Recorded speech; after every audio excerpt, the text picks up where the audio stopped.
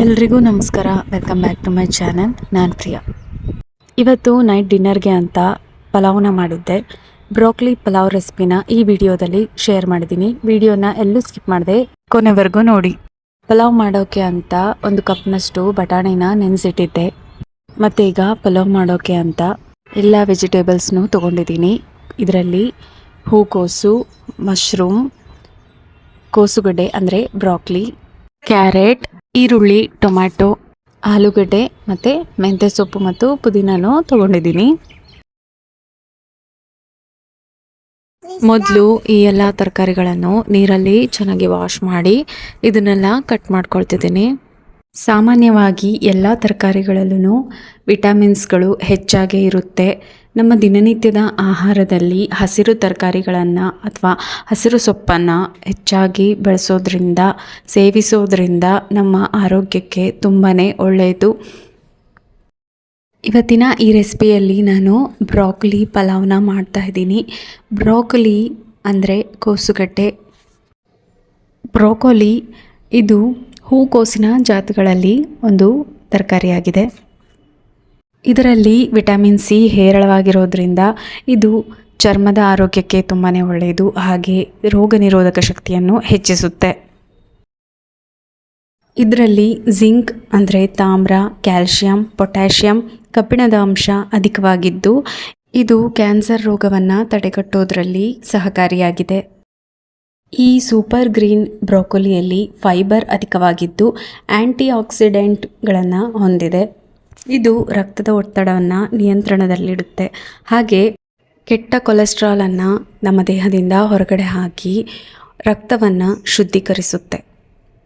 ಇದು ಹೃದಯದ ಆರೋಗ್ಯಕ್ಕೆ ತುಂಬಾ ಒಳ್ಳೆಯದು. ಈ ಎಲ್ಲ ಪೋಷಕಾಂಶಗಳನ್ನು ಹೊಂದಿರೋ ಈ ತರಕಾರಿಯನ್ನು ದಿನನಿತ್ಯದ ಆಹಾರದಲ್ಲಿ ಬಳಸೋದ್ರಿಂದ ನಮ್ಮ ದೇಹದ ಆರೋಗ್ಯ ತುಂಬಾ ಚೆನ್ನಾಗಿರುತ್ತೆ. ಈಗ ನಾನು ಎಲ್ಲ ತರಕಾರಿಗಳನ್ನು ಕಟ್ ಮಾಡ್ಕೊಳ್ತಿದ್ದೀನಿ. ಪಲಾವ್ ಮಾಡೋಕ್ಕೆ ತರಕಾರಿ ಕಟ್ ಮಾಡ್ಕೊಳ್ಳೋದು ಒಂದೇ ಲೇಟ್ ಆಗುತ್ತೆ. ತರಕಾರಿ ಎಲ್ಲ ಕಟ್ ಮಾಡ್ಕೊಂಡಿದ್ದಾದ ನಂತರ ಪಲಾವ್ ಮಾಡೋದು ತುಂಬಾ ಈಸಿ. ನಿಮ್ಗೇನು ಅನಿಸುತ್ತೆ ಕಮೆಂಟ್ ಮಾಡಿ ತಿಳಿಸಿ.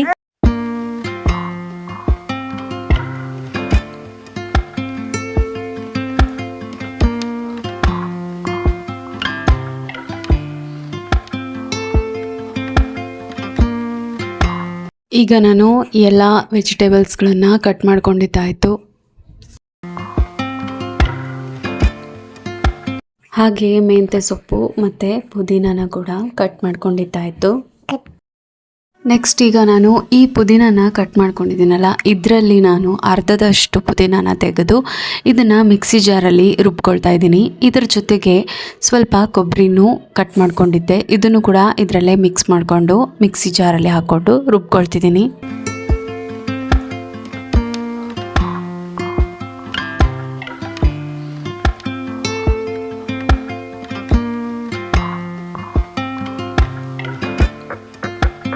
ಮಿಕ್ಸಿ ಜಾರಲ್ಲಿ ಈ ಪುದೀನನ ರುಬ್ಕೊಂಡಿದ್ದಾದ ನಂತರ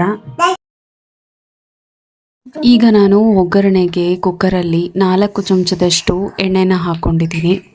ಇದರ ಜೊತೆಗೆ 2 ಚಮಚದಷ್ಟು ತುಪ್ಪನ ಹಾಕ್ಕೊಂಡು ಇದನ್ನು ಬಿಸಿ ಮಾಡ್ಕೊಂಡಿದ್ದೀನಿ.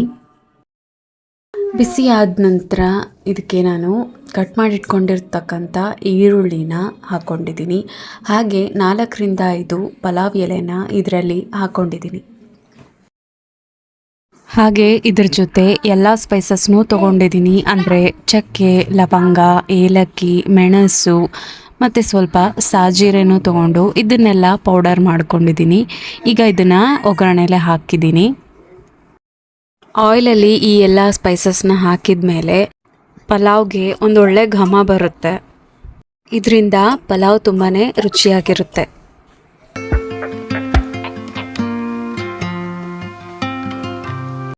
ಈರುಳ್ಳಿ ಸ್ವಲ್ಪ ಬ್ರೌನ್ ಕಲರ್ಗೆ ಬಂದಿದ ನಂತರ ಈಗ ನಾನು ಇದಕ್ಕೆ ಮೆಂತ್ಯ ಸೊಪ್ಪನ್ನು ಮತ್ತು ಪುದೀನ ಸೊಪ್ಪನ್ನು ಹಾಕ್ಕೊಂಡು ಇದನ್ನು ಕಲಿಸ್ಕೊಳ್ತಿದ್ದೀನಿ.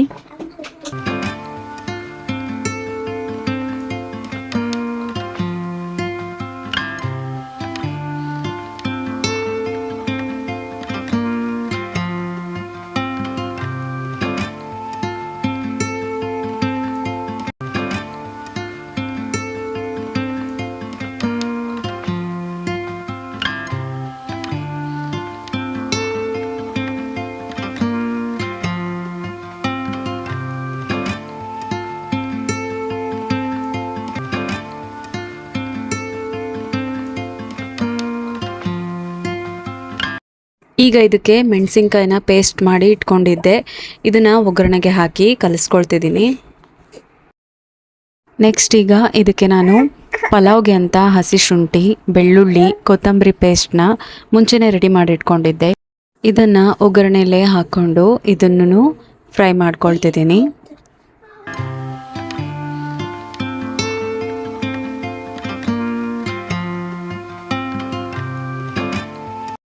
ಮತ್ತು ಇದಕ್ಕೆ ಪುದೀನ ಮತ್ತು ಕೊಬ್ಬರಿನ ಮಿಕ್ಸಿ ಮಾಡಿ ಇಟ್ಕೊಂಡಿದ್ನಲ್ಲ, ಆ ಪೇಸ್ಟನ್ನು ಇದರಲ್ಲೇ ಹಾಕ್ಕೊಂಡು ಇದನ್ನು ಫ್ರೈ ಮಾಡ್ಕೊಳ್ತಿದ್ದೀನಿ.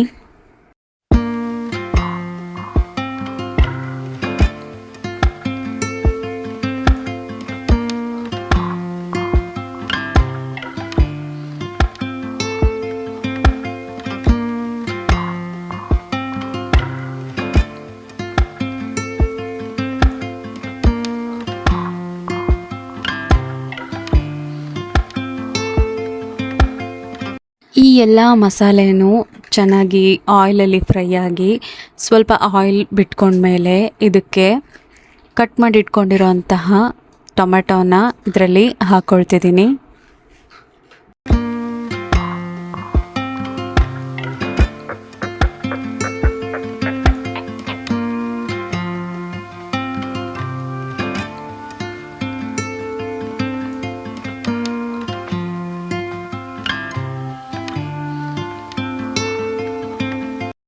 ನೆಕ್ಸ್ಟ್ ಈಗ ಆಯಿಲಲ್ಲಿ ಟೊಮೆಟೊ ಚೆನ್ನಾಗಿ ಬೆಂದಿದ ನಂತರ ಕಟ್ ಮಾಡಿ ಇಟ್ಕೊಂಡಿರೋಂತಹ ಎಲ್ಲ ತರಕಾರಿನೂ ಈಗ ಇದರಲ್ಲಿ ಹಾಕ್ಕೊಂಡು ಇದನ್ನೆಲ್ಲ ಚೆನ್ನಾಗಿ ಮಿಕ್ಸ್ ಮಾಡ್ಕೊಳ್ತಿದ್ದೀನಿ. ಇದೆಲ್ಲ ಆಯಿಲಲ್ಲಿ ಚೆನ್ನಾಗಿ ಬೇಯಬೇಕು. ತರಕಾರಿಗಳು ಆಯಿಲಲ್ಲಿ ಚೆನ್ನಾಗಿ ಬೇಯಬೇಕು ಅಂದರೆ ಇದಕ್ಕೆ ಸ್ವಲ್ಪ ಉಪ್ಪು ಹಾಕ್ಕೊಂಡು ಬೇಯಿಸ್ಕೊಳ್ಳೋದ್ರಿಂದ ತರಕಾರಿಗಳೆಲ್ಲ ಬೇಗ ಬೇಯುತ್ತೆ.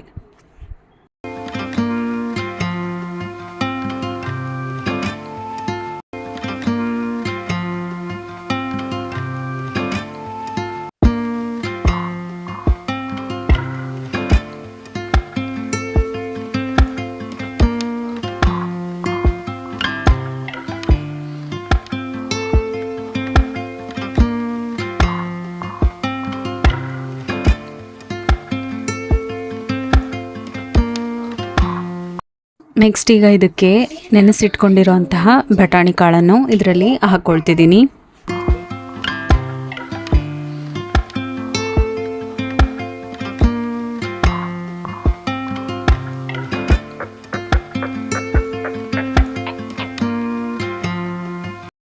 ಎಲ್ಲ ತರಕಾರಿಗಳನ್ನು ಕಟ್ ಮಾಡಿ ಇಟ್ಕೊಂಡ್ಮೇಲೆ ಪಲಾವ್ ಮಾಡೋದು ತುಂಬಾ ಈಸಿ, ಹಾಗೆ ಟೇಸ್ಟಿಯಾಗೂ ಇರುತ್ತೆ. ಮನೆಯಲ್ಲಿ ಮಕ್ಕಳು, ದೊಡ್ಡವರು ಎಲ್ಲರೂ ಇಷ್ಟಪಟ್ಟು ತಿಂತಾರೆ. ಇದರಲ್ಲಿ ಎಲ್ಲ ವೆಜಿಟೇಬಲ್ಸ್ ಇರೋದ್ರಿಂದ ನಮ್ಮ ದೇಹಕ್ಕೆ ಬೇಕಾಗಿರೋ ಪ್ರೋಟೀನ್ಸ್, ವಿಟಮಿನ್ಸ್, ಈ ಎಲ್ಲ ವಿಟಮಿನ್ಸ್ಗಳು ಈ ಎಲ್ಲ ತರಕಾರಿಗಳಲ್ಲಿ ಇರೋದ್ರಿಂದ ವೆಜಿಟೇಬಲ್ ಪಲಾವ್ ತುಂಬಾ ಹೆಲ್ದಿ ಹಾಗೆ ಟೇಸ್ಟಿನೂ ಆಗಿರುತ್ತೆ. ತರಕಾರಿ ಎಲ್ಲ ಆಯಿಲಲ್ಲಿ ಚೆನ್ನಾಗಿ ಬೆಂದಿದ ನಂತರ ಇದಕ್ಕೆ ನಾನು 1.5 ಚಮಚದಷ್ಟು ಗರಂ ಮಸಾಲೆ ಪೌಡರ್ನ ಹಾಕ್ಕೊಳ್ತಿದ್ದೀನಿ.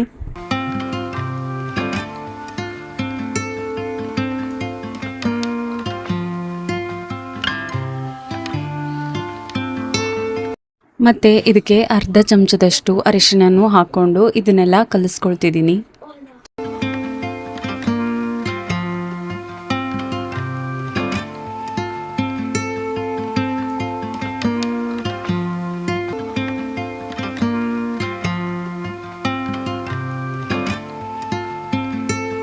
ಈಗ ಇದಕ್ಕೆ ರುಚಿಗೆ ತಕ್ಕಷ್ಟು ಕಲ್ಲುಪ್ಪನ್ನು ಇದರಲ್ಲಿ ಹಾಕ್ಕೊಂಡು ಇದನ್ನೆಲ್ಲ ಮತ್ತೆ ಕಲಿಸ್ಕೋಬೇಕು.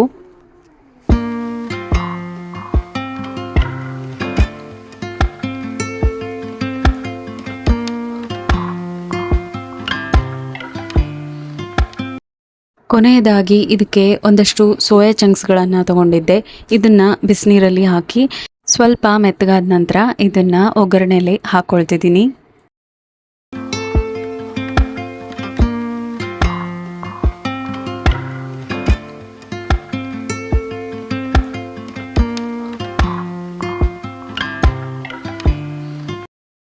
ಪಲಾವ್ಗೆ ಬೇಕಾಗಿರೋ ಎಲ್ಲ ವೆಜಿಟೇಬಲ್ಸ್ಗಳನ್ನು ಹಾಕ್ಕೊಂಡಿದ್ದಾಯಿತು.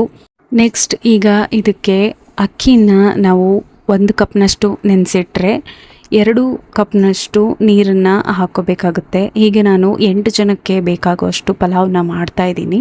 ಹಾಗಾಗಿ ಇದಕ್ಕೆ ನಾನು ನೀರನ್ನು ಅಕ್ಕಿ ಎಷ್ಟು ತೊಗೊಂಡಿದ್ದೀನೋ ಅದಕ್ಕಿಂತ ಡಬಲ್ ನೀರನ್ನು ಇದಕ್ಕೆ ಹಾಕ್ಕೊಂಡಿದ್ದೀನಿ.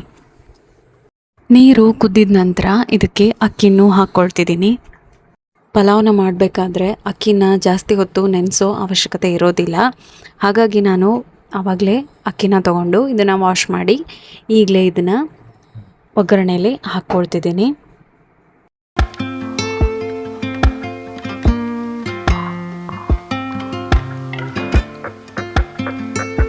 ಪಲಾವ್ ಸ್ವಲ್ಪ ಸ್ಪೈಸಿಯಾಗಿ ಇರಲಿ ಅಂತ ಇದಕ್ಕೆ ನಾನು ರೆಡ್ ಚಿಲ್ಲಿ ಫ್ಲೇಕ್ಸ್ನ ಹಾಕ್ಕೊಳ್ತಿದ್ದೀನಿ. ಈಗ ಇದನ್ನು ಒಂದ್ಸಲ ಈ ರೀತಿ ಕಲಸಿ ಅರ್ಧದಷ್ಟು ನಿಂಬೆಹಣ್ಣನ್ನು ಇದರಲ್ಲಿ ಹಿಂಡ್ಕೊಳ್ತಿದ್ದೀನಿ. ಮತ್ತು ಇದಕ್ಕೆ ಪಲಾವ್ ಮಸಾಲಾನ 2 ಚಮಚದಷ್ಟು ಹಾಕ್ಕೊಳ್ತಿದ್ದೀನಿ.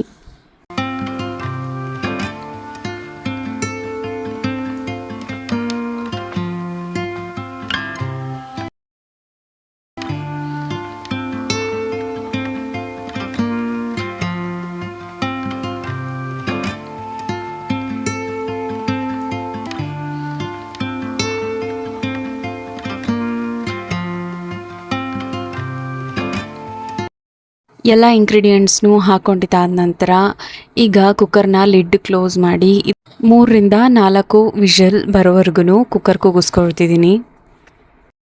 ಪಲಾವ್ಗೆ ಕಾಂಬಿನೇಷನ್ಗೋಸ್ಕರ ಮೊಸರು ಬಜ್ಜಿನ ಮಾಡಿದ್ದೆ, ಇದು ಕೂಡ ರೆಡಿ ಇದೆ. ಬಿಸಿ ಬಿಸಿಯಾಗಿರೋ ಟೇಸ್ಟಿ ಹಾಗೆ ಹೆಲ್ದಿಯಾಗಿರೋ ಬ್ರೋಕ್ಲಿ ವೆಜಿಟೇಬಲ್ ಪಲಾವ್ ಈಗ ರೆಡಿಯಾಗಿದೆ. ನಿಮಗೆ ಈ ವಿಡಿಯೋ ಇಷ್ಟ ಆಗಿದ್ದರೆ ಪ್ಲೀಸ್ ಒಂದು ಲೈಕ್ ಮಾಡಿ, ಹಾಗೆ ನಿಮ್ಮ ಫ್ರೆಂಡ್ಸ್ ಆ್ಯಂಡ್ ಫ್ಯಾಮ್ಲಿಗಳಲ್ಲಿ ಈ ವಿಡಿಯೋನ ಆದಷ್ಟು ಶೇರ್ ಮಾಡಿ. ಹಾಗೆ ಚಾನಲ್ನ ಯಾರೆಲ್ಲ ಸಬ್ಸ್ಕ್ರೈಬ್ ಮಾಡ್ಕೊಂಡಿಲ್ವೋ ಈಗಲೇ ಚಾನಲ್ನ ಸಬ್ಸ್ಕ್ರೈಬ್ ಮಾಡ್ಕೊಳ್ಳಿ. ಹಾಗೆ ಮುಂದಿನ ವಿಡಿಯೋಗಳ ನೋಟಿಫಿಕೇಷನ್ಗೋಸ್ಕರ ಬೆಲ್ ಐಕಾನ್ನ ಕ್ಲಿಕ್ ಮಾಡಿ. ಕೊನೆವರೆಗೂ ವಿಡಿಯೋನ ನೋಡಿದ್ದಕ್ಕೆ ಧನ್ಯವಾದಗಳು.